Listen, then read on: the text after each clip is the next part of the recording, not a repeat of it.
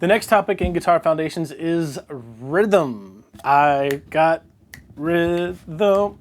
That's how my band director in college in big band, my music professor was kind of my mentor. He used to kind of demean us into saying, hey, your rhythm and your timing is very terrible. Go woodshed this. And he did that for a good reason. Rhythm and timing, if you don't have those things down, then nothing else you're playing matters because people aren't going to want to play with you and things just aren't going to sound good. So getting this down really well right now is going to help you out a lot in the future. Particularly the next video we're going to go over talking about timing is going to be super important. If you have any questions as we're going through this, you can leave them in the comments below or just email me, nate@natesavage.com. Don't forget to like and subscribe to the channel, to this video on the channel too, because it helps kind of get the word out about this course. And if you have a friend that wants to play guitar, they've been wanting to get into it, tell them about this course. Since it's free, it's perfect. And if you need any help with this as far as private lessons go, you can go book that on natesavage.com or pick up the accompanying ebook there as well. And I promise this is going to be, well, not this one. We only have 2 more videos before we actually get into playing some things on the guitar, which is going to be a really big milestone for you. All right, overall, this lesson is going to be pretty simple. Our 2 main focuses are going to be to learn to identify the main note values that you're going to see throughout the rest of Guitar Foundations, and then work on understanding what a time signature is and how to interpret that. We're also going to go through a few rhythm reading exercises that are going to help you understand and put all this together. It's not like we're going to be sight reading any complex rhythms, but we are going to get to where you can start to like, oh, that's a whole note. I know how to count that type of thing. Okay, first off, note value identification. All we have to worry about here is knowing what different note values look like and then being able to identify them by sight. Now, a whole note, and don't worry if you don't know exactly what I'm talking about as we go through this. We'll clear this up more and more over the next couple of lessons. A whole note looks like a hollow circle and it gets 4 beats. I like to think about a whole note as a dollar bill, and we'll get into this analogy more and more and unpack it as we go. But a whole note, hollow circle, gets 4 beats, and I think about it as a dollar bill. Okay, a half note, it just looks like a whole note with a stem on it, and it gets 2 beats. That's pretty easy. A quarter note is when you have a filled in note head with a stem on it, and they get 1 beat. So quarter note, 1 beat, filled in half note, that's all it looks like. And finally, an eighth note just looks like a quarter note with a little flag on it. So eighth note gets a half a beat. Don't worry about the note value so much now. The main thing is to identify exactly what each one looks like and the name just by the sight. So whole note, hollow circle, half note, hollow circle with a stem, quarter note, filled in circle with a stem, and then an eighth note, filled in circle with a stem and a flag. The next piece of information we need to hit is just a time signature, what it is and how to interpret it. If you look at a piece of sheet music or some tab 2, you're usually going to see a fraction at the beginning of that piece of sheet music that's called a time signature. All it's doing is telling you how many beats are in each measure of music for that song. And if you don't know what a measure is, check this out. Here's just a regular staff of sheet music with a time signature at the beginning. And all a measure of music is the distance from one vertical line to the next vertical line. And this is where kind of the dollar analogy comes back in. We'll talk about that more in a second. But a time signature tells you how many beats are in each measure and which note out of our note values is the beat or pulse that you hear. And a really quick and easy way to interpret a time signature is this. The top number, the numerator, tells you how many pulses or beats are in each measure from one vertical line to the next of music. So in 4/4 time, you're going to have 4 beats or 4 clicks, 1, 2, 3, 4 per measure. So how do you tell which note value is the click or pulse or beat that you're hearing? Here's a quick trick, and this works really easily. All you have to do is take the numerator off and replace it with a 1. And the fraction that you are left with is the beat or note value that is the click or beat that you're hearing. In this case, if you take the numerator off and replace it with 1, you're left with the fraction 1/4. And that means that the quarter note is the beat that you're hearing. So the filled in note with the stem on it is the click 1, 2, 3, 4. So that's a quick way to interpret a time signature. 4/4 time, all that means is there are 4, numerator, quarter notes in each measure, and those quarter notes are the beats or pulse that you're hearing. Okay, do you remember when I said that a whole note is like a dollar bill? Well, a measure of music, particularly in 4/4 time, we're going to stick with 4/4 here. In 4/4 time, a measure of music is like a container for that dollar bill. Okay, that means that a whole note can fit into one measure of 4/4 time, and another way to say that is a whole note gets 4 beats if you're talking about 4/4 time. So that means if you stick a whole note on a measure of 4/4 time, that whole note is going to take up the entire measure or 4 beats. So going with that is our foundation. What we're going to do is chop that whole note in half, and you would get 2 half notes. That's where that name comes from. So chop the whole note in half, and you can have 2 half notes. Another way to say this is that a half note gets 2 beats, so you can fit 2 half notes into one measure of 4/4 time. All right, next let's take this dollar analogy one step further and chop those 2 half notes, or what would be like 2 50-cent pieces. Now that we've chopped that dollar in half, chop those 2 50-cent pieces in half, and what are you left with? 4 quarters, right? 4 quarter notes. That means you can have 4 quarter notes in each measure of 4/4 time. And this is where the dollar analogy falls apart a little bit. It's with 8th notes, because you can't really chop a quarter in half. You end up with, what, 12.5 cents each?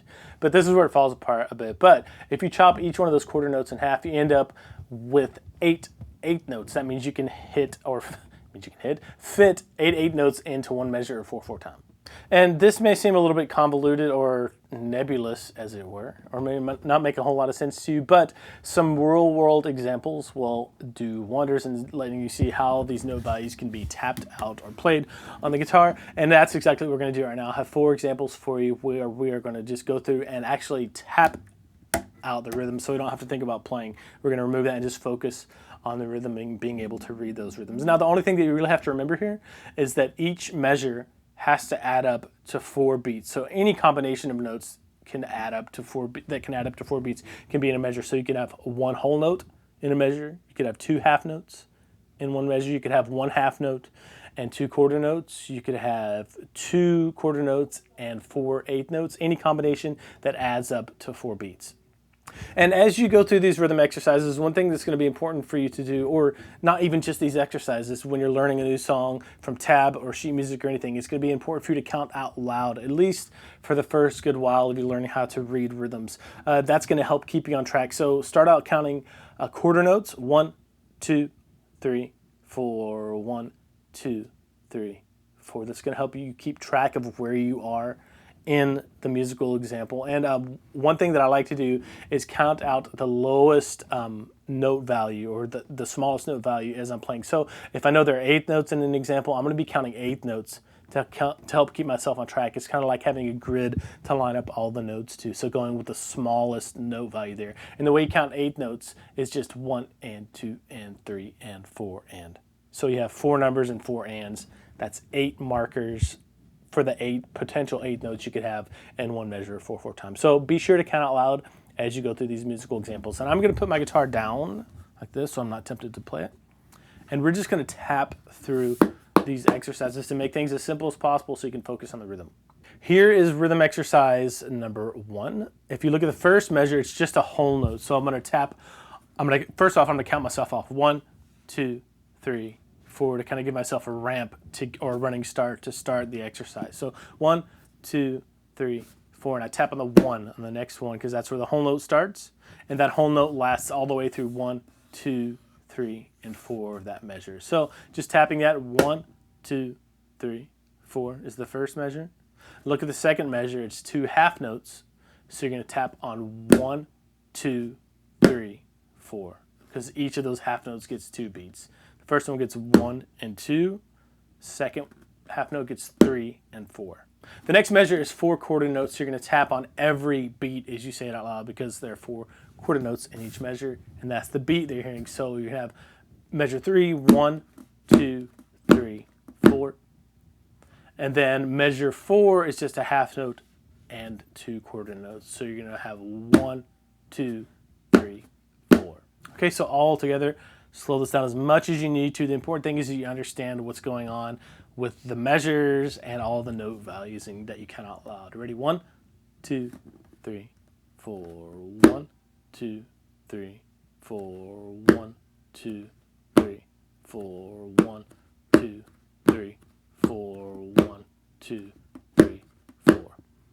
Okay, exercise 2, same idea here, just the notes are in different orders, kind of random things that you have to be aware of and really react. And let me tell you this, looking ahead when you're sight reading something like this is really important. So try to stay as aware as possible and try to look ahead a little bit if you can. So first measure is just 2 quarter notes and half notes. So 1, 2, 3, 4. Next measure is a whole note. So that takes up the entire measure. 1, 2, 3, 4. Next measure, half note, 2 quarter notes, 1, 2, 3, 4. And then the last measure is just 4 quarter notes, 1, 2, 3, 4. Okay, do that one more time all together without stopping. 1, 2, 3, 4. 1, 2, 3, 4. 1, 2, 3, 4. 1, 2, 3, 4. 1, 2, 3, 4. And this is the beginning of reading music. It really is. Learning how to count rhythms like this is super important if reading music is going to be one of your goals in the future. And it is like learning a new language. It does take a lot of work, so don't be frustrated if it's pretty tough at first. And all these examples are in the Guitar Foundations book too, so if you need to pick up a copy of that, you know where to get it. Exercise 3, I got my iPad over here, I'm looking through these. Changes a little bit. We add a new element, 8th notes into the mix, so instead of counting 1, 2, 3, 4, you have to count 1 and 2 and 3 and 4, and to keep yourself on track, to have that grid so you don't get lost with the beat and through the exercise. The first measure is just 4 quarter notes, so not too bad. 1, 2, 3, 4. Next measure is 2 half notes, so just 1, 2, 3, 4. Next measure is just 2 quarter notes, but then you have 2 8th notes, so make sure you're counting 8th notes here. 1 and 2 and 3 and 4 and. See how those last 3 and 4 and 8th notes lined up with the counting 3 and 4 and. And then a whole note in the last measure, 1, 2, 3, 4. Slow this down as much as you need to really get it to where you're hitting the rhythms accurately. 1, 2, and 3, and 4, and 1, 2, and 3, and 4, and 1, and 2, and 3, and 4, and 1, and 2, and 3, and 4, and 1, and 2, and 3, and 4. Okay, one last exercise, and if this is something that you really like, learning how to read rhythms, there are loads of resources everywhere on the internet. Just pull up a random piece of sheet music and practice tapping the rhythms out there too. That's great practice. This one starts off with 4 8th notes right at the very beginning. So you have 1 and 2 and then 2 quarter notes, 3, 4. The next measure, a half note, 1 and 2 and 3 and 4 and. Beats 3 and 4 were a quarter note and 2 8th notes. Next measure, you have this kind of repeating rhythm, quarter note, 2 8th notes, another quarter note, 2 8th notes. So 1 and 2 and 3 and 4 and. And then the last measure is just half note, 2 quarter notes, 1 and 2 and 3 and 4. From the top without stopping, 1 and 2 and 3 and 4 and 1 and 2 and 3 and 4 and 1 and 2 and 3 and 4 and 1 and 2 and 3 and 4 and 1 and 2 and 3 and 4 and.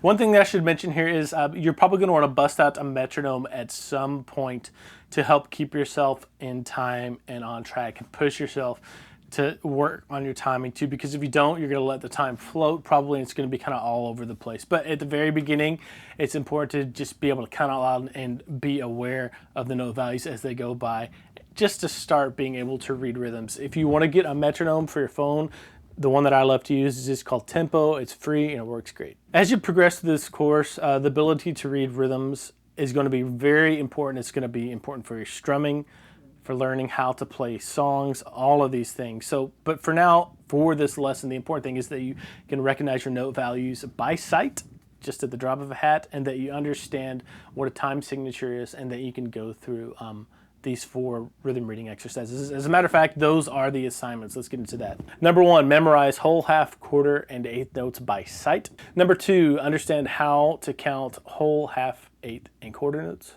Number 3, understand how time signatures work. And number 4, go through the 4 rhythm exercises here. That's it for this one. In the next lesson, we're going to get into developing your timing and your internal sense of groove and feel. I'm going to show you a really awesome exercise for that. Don't forget to like and subscribe. Also, if you have any questions, you can leave them in the comments below, or head over to natesavage.com to book a private lesson with me. And I will see you in the next one. Have fun.